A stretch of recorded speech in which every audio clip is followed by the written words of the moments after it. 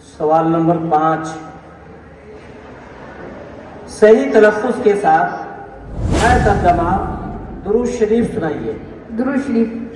اللہم صل علی محمد وعلی آل محمد کما صلیت علی ابراہیم وعلی آل ابراہیم انک حمید مجید۔ اللہم بارک علی محمد وعلی آل محمد کما بارکت علی ابراہیم وعلی آل ابراہیم انک حمید مجید۔ ترجمہ۔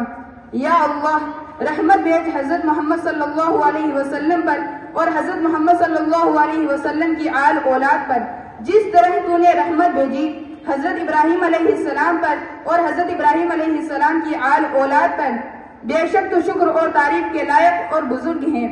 یا اللہ برکت نازل کر حضرت محمد صلی اللہ علیہ وسلم پر اور حضرت محمد صلی اللہ علیہ وسلم کی آل اولاد پر، جس طرح تو نے برکت نازل کی حضرت ابراہیم علیہ السلام پر اور حضرت ابراہیم علیہ السلام کی آل اولاد پر، بے شک تو شکر اور تعریف کے لائق اور بزرگ ہیں۔ سوال نمبر 2۔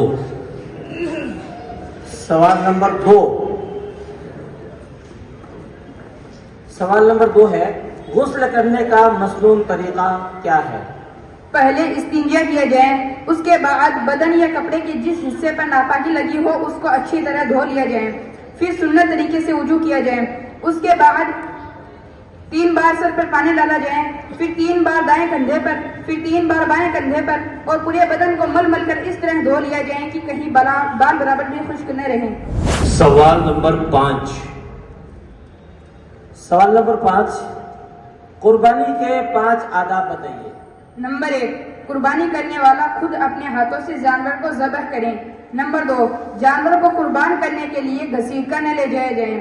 نمبر 3، جانور کو لیٹانے سے قبل اس کی نظر سے دور چھری اچھی کو تیز کر لی جائے۔ نمبر 4، جانور کو کم سے کم تکلیف دے کر ذبح کریں۔ نمبر 5، ذبح کرنے کے بعد جب تک جانور پوری طرح ٹھنڈا نہ ہو جائے اس وقت تک نہ اس کی کھال اتاری جائے اور نہ اس کا گوشت کاٹا جائے۔